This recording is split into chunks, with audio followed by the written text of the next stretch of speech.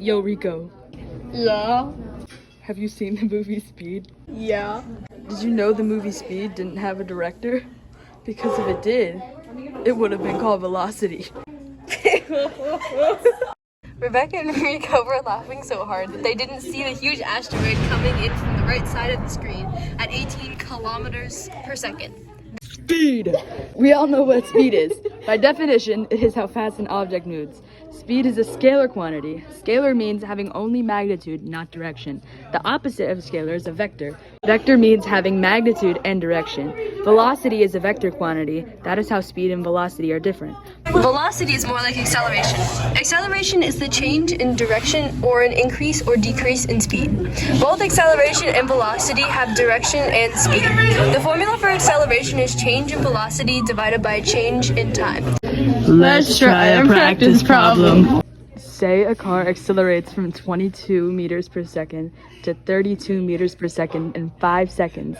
What is the car's acceleration? We have our formula for acceleration. So we have our initial velocity, 22 meters per second.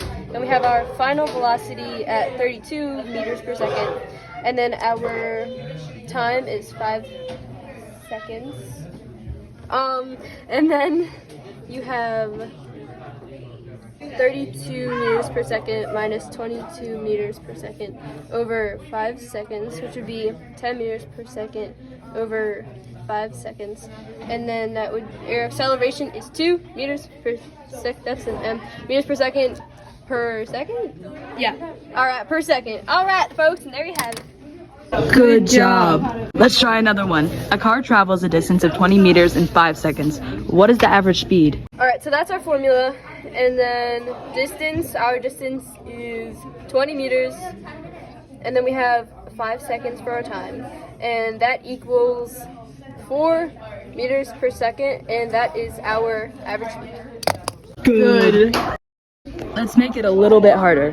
Direction also matters when calculating acceleration. When speeding up, acceleration is the same direction that an object moves. For slowing down, acceleration is in the opposite direction that an object moves. Let's take a look at these graphs. All right. Right now, we are going to read the graphs from left to right. Graph B is constant. It does not speed up, slow down, or change direction. Graph C is speeding up. You can see the dots start to space out. Try graph D.